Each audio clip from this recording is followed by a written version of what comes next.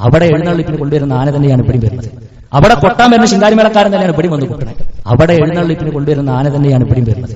അവിടെ കൊട്ടാൻ വരുന്ന ശിങ്കാരിമേളക്കാരൻ തന്നെയാണ് ഇവിടെയും വന്ന് കൂട്ടണേ. വേറെന്താ അല്ലേ? മാപ്പിള എന്നുള്ള ഒരു പാട്ടിന് മുമ്പിലേക്ക് രണ്ട് മാപ്പിളയും ഫിറ്റ് ചെയ്ത് കഴിഞ്ഞാല് എല്ലാം ദീനായി എന്ന് ചിന്തിക്കുന്ന തരം താഴ്ന്ന ടീമായിക്കൊണ്ട് കൂട്ടരെ നമ്മൾ മാറാൻ പാടില്ല. നിങ്ങൾ ആലോചിച്ച് നോക്കി, അള്ളാന്റെ റസൂൽ പറയും, മൻ തശബ്ബഹ ബിഖൗമിൻ ഫഹുവ മിൻഹും.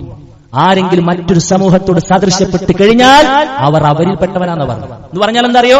അവർക്ക് എന്തൊക്കെ തിന്മയാണോ, അവർക്ക് എന്തൊക്കെ ശിക്ഷയാണോ വരാനിരിക്കുന്നത്, അതേ ശിക്ഷ ഇരു ലോകത്തിലും അതേ ഏർപ്പാട് നടക്കുന്ന ആളുകൾക്ക് കിട്ടുമെന്ന്. അതുകൊണ്ട് സുഹൃത്തെ, ഒറ്റ നോക്കിൽ കണ്ട ഇത് പൂരാണോ നേർച്ചാണെന്ന് പോലും അറിയാത്ത അവസ്ഥ. വെറുതെ ഒന്ന് ആലോചിച്ച് നോക്കും, ദീനിലുണ്ടെങ്കിൽ നിങ്ങൾ ആലോചിച്ച് നോക്കും, ഈ രൂപത്തിലുള്ള ഒരു ഏർപ്പാട് അള്ളാഹ് റസൂൽ നടത്തിയിട്ടുണ്ടാവും. കുറച്ച് മൃഗങ്ങളൊക്കെ സംഘടിപ്പിച്ചിട്ട് പ്രവാചകൻ സ്വല്ലല്ലാഹു അലൈഹി വസല്ലം ഈ സ്വഹാബത്ത് ഇങ്ങനെ തുള്ളുന്ന ഒരു രംഗങ്ങൾ ആലോചിച്ചു ഉണ്ടാവും. വല്ലാഹുൽ മുസ്തആൻ. അതുകൊണ്ട് ആ ഒരു ഏർപ്പാടില്ല എന്ന് നമ്മൾ കൃത്യമായി കൊണ്ട് മനസ്സിലാക്കണം.